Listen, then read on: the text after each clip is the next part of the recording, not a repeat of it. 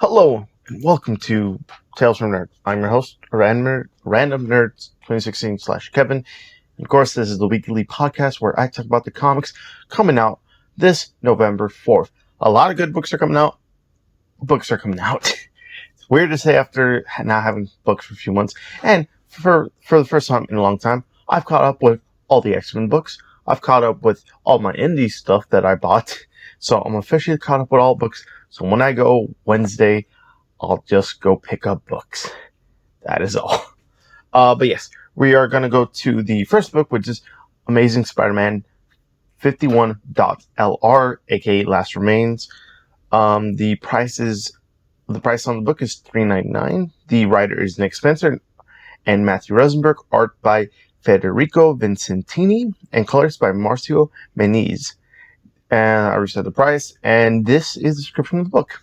The Order of the Web has to find a way to help Peter Parker, but someone is on their trail. That is not going to make their quest easy. Now, I will say this about The Last Remains. It's interesting how this storyline's picking up. We're getting deeper to who Kindred is. Spider-Man is acting kind of Spider-Man-ish. And he had all from last issue from a character we've seen in the past in this series.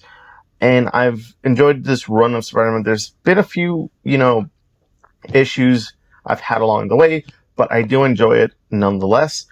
I'd say you gotta know. And this is pretty much a pricey book. I will say that because we're getting a Spider-Man book every week now. I did look forward to for this book.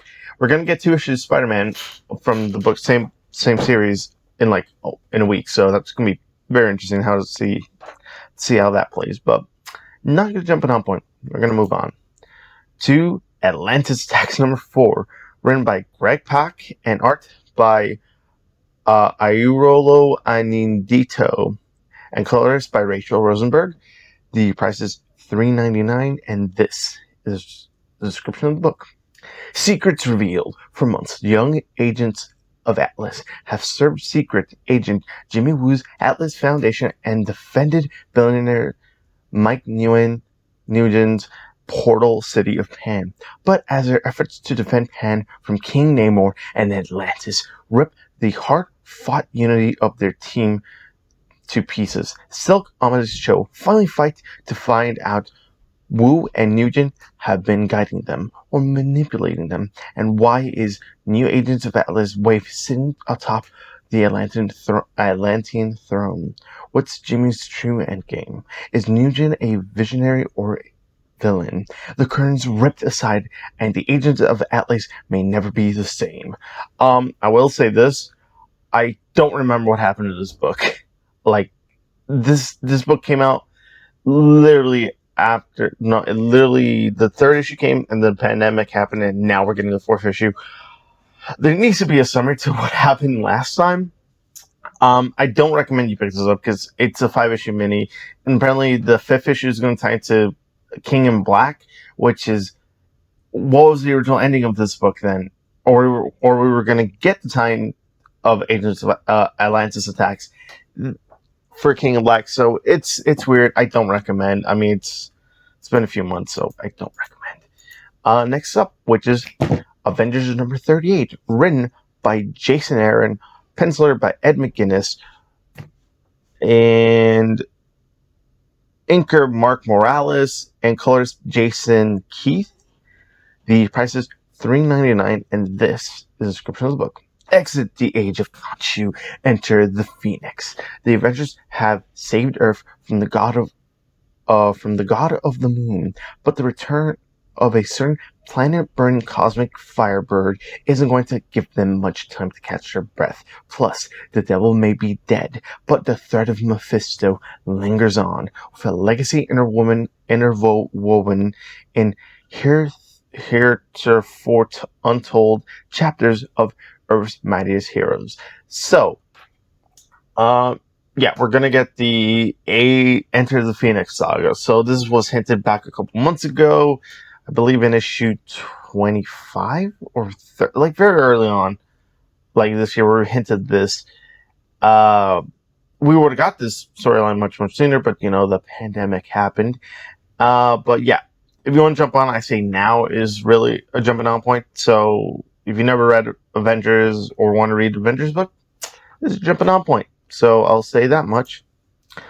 Next up, I'm really excited for this book, Batman number 102, written by James Tynion IV, art by Carlos de Anda, and penciler by Carlo Pagulayan, and inkers Danny Mickey, and colors David Barone. The price is $3.99, and this is the description of the book.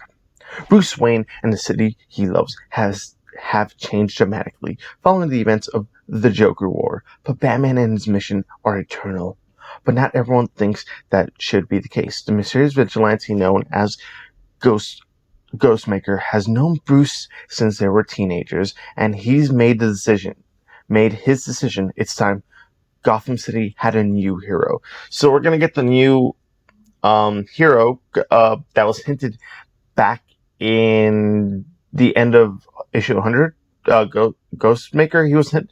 I mean, we've seen the release schedule for this, so it's interesting how to see this is going to be the future of Batman. I'm interested in it, and who could it be under the mask? So it must be someone Bruce Wayne knows, and also they must know that Bruce Wayne is Batman.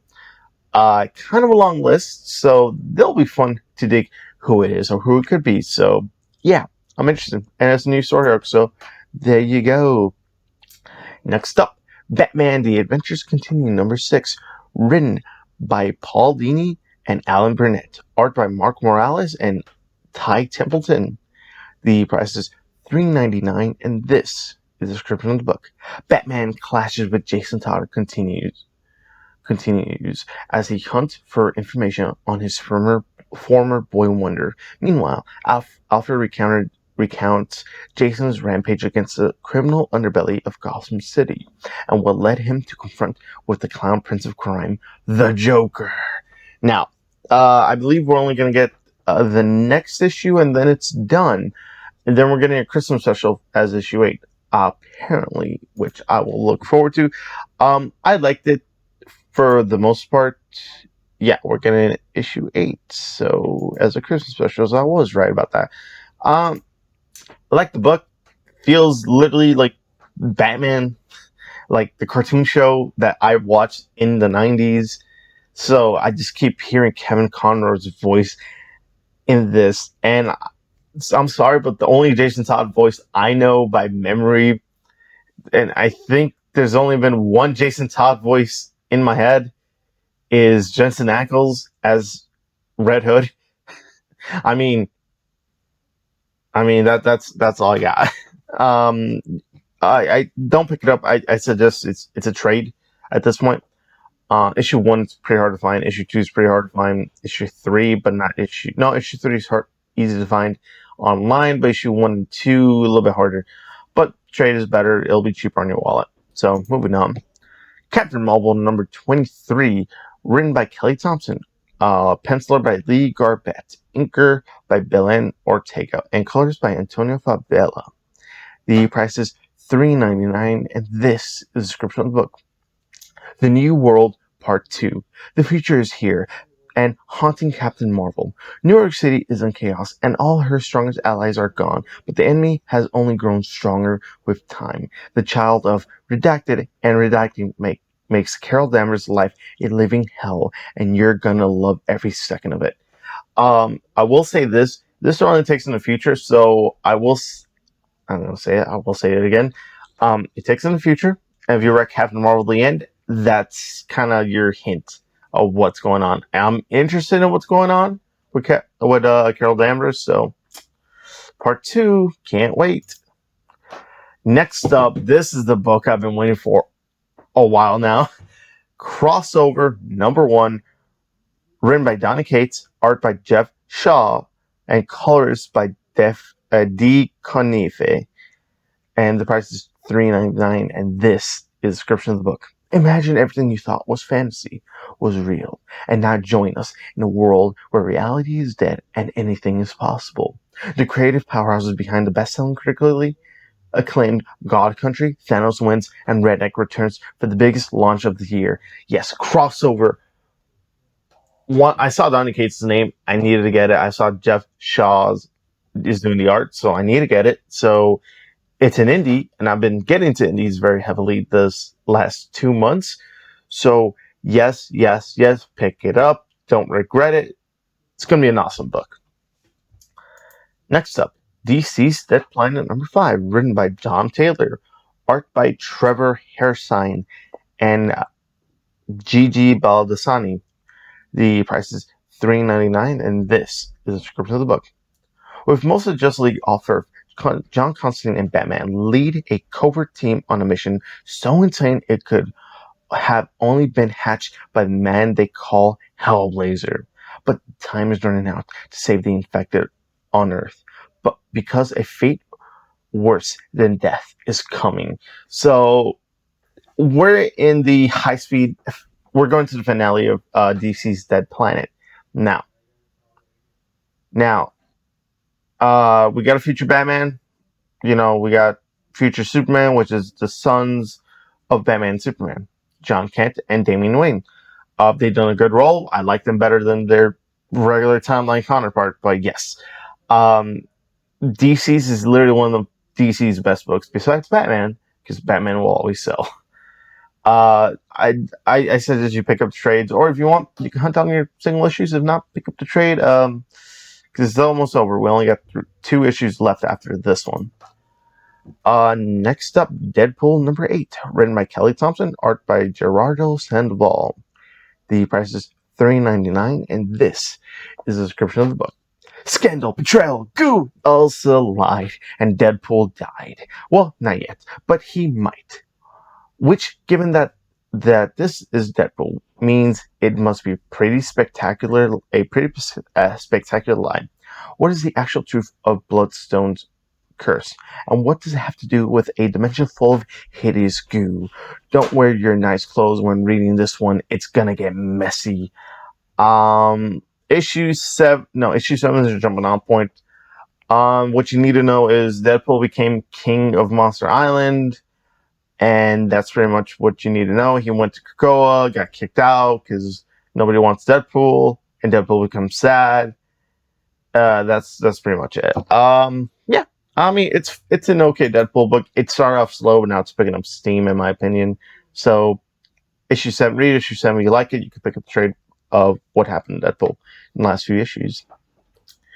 Next up, Guardians of the Galaxy #8, written by Al Ewing and art by Marcio Takara, and colors by Federico Belli. The price is $3.99, and this is a description of the book. Business as usual.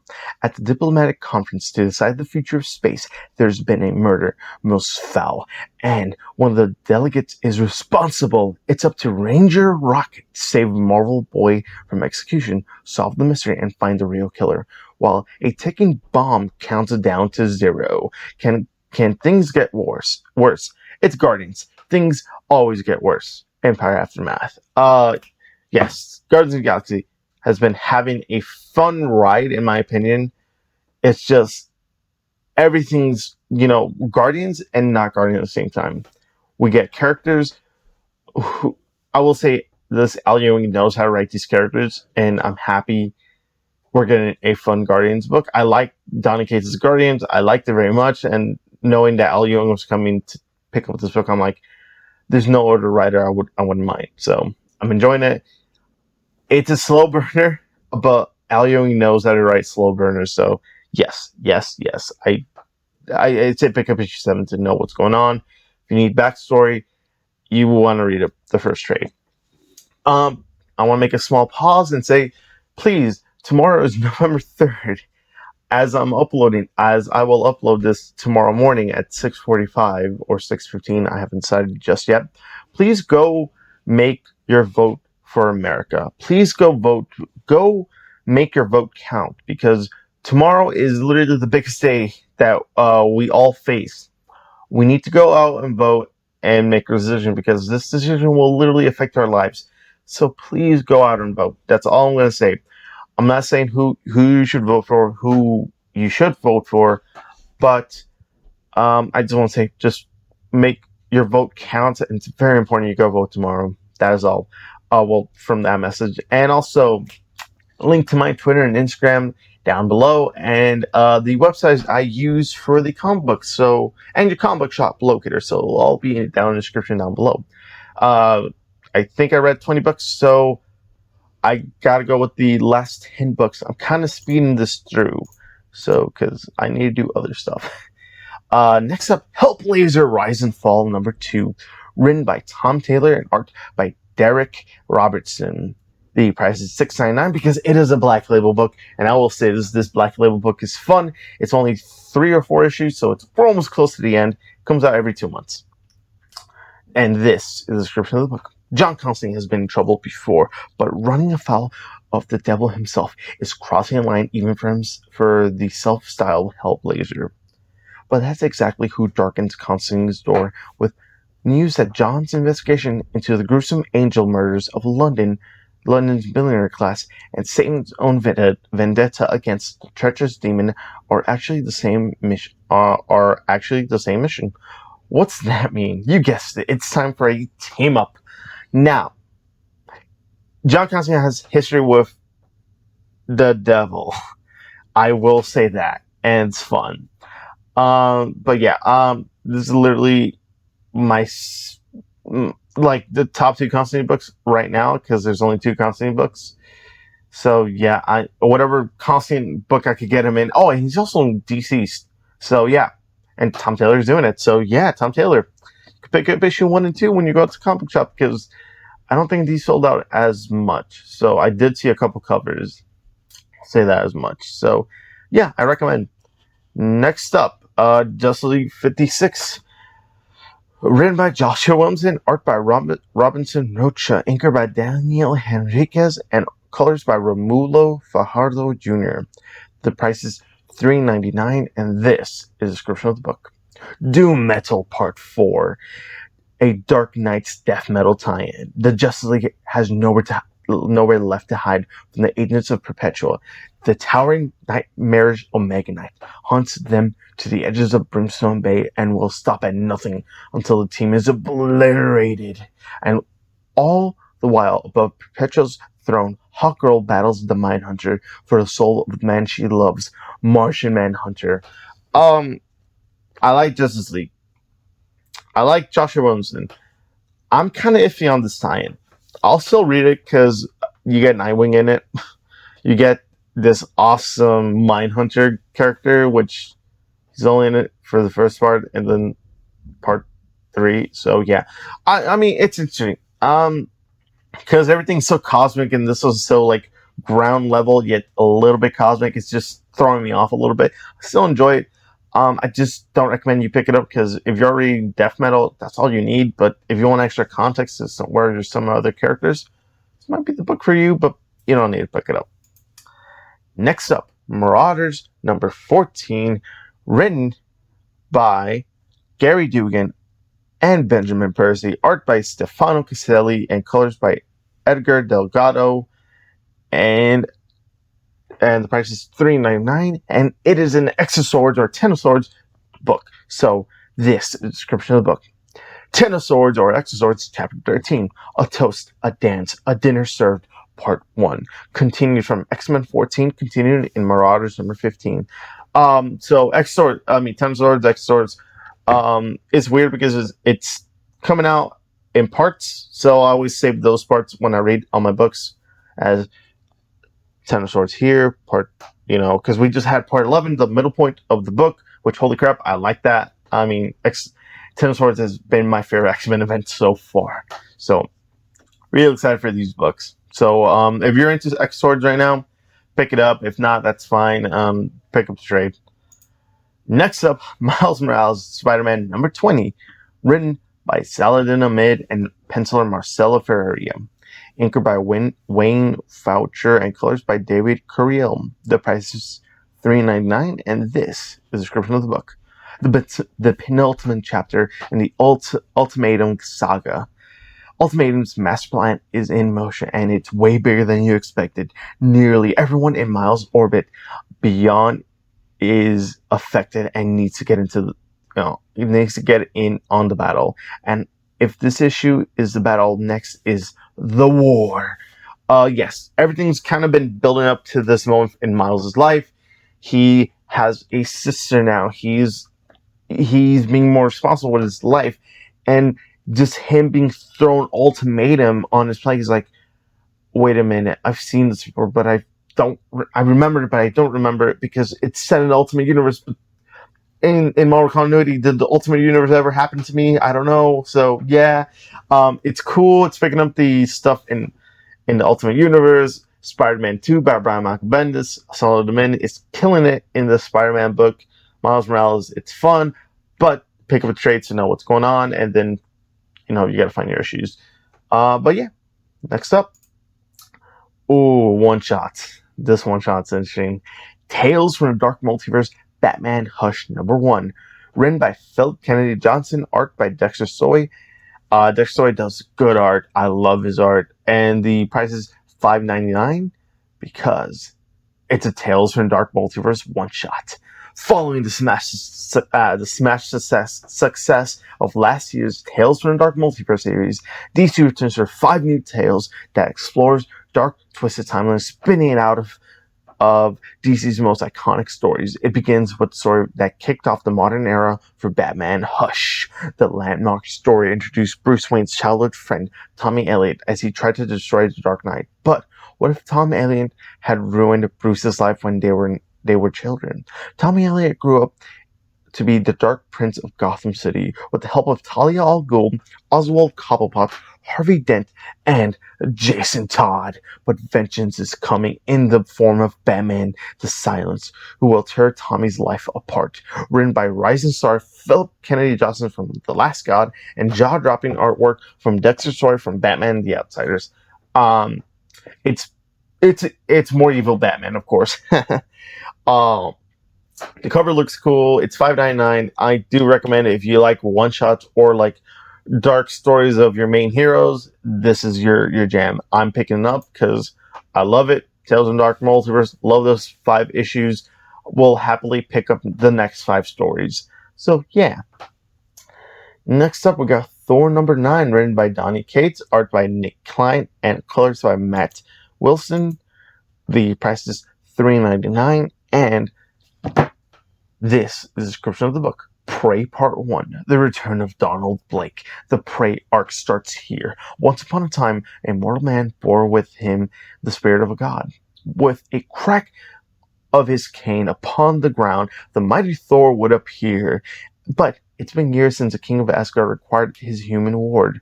Where has the good doctor been all this time? And what does his appearance mean for the god of thunder? Donny Cates and Nick Klein journey into the mystery left unsolved since 1962. So Donald Blake is coming back.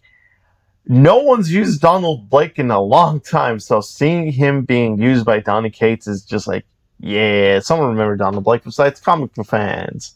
So it's a new arc. I do say this is your jumping off point. So yes.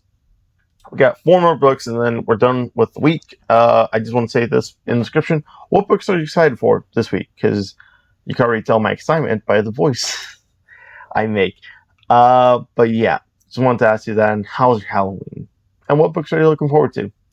Next up, U.S.Agent #1, written by Christopher Priest, penciler by Georges GNT, and cover artist by Marco Cicchetto. Oh, okay. Marco Cicchetto's in the cover. Okay. The price is $3.99, and this is the description of the book. American Zealot, Chapter 1 of 5. John Walker, the former super patriot, has been stripped of his official U.S. agent status and now is operating as independent government contractor protecting government covert interests. His latest protection detail draws him into a conflict between a small town and a corporate giant trying to destroy it.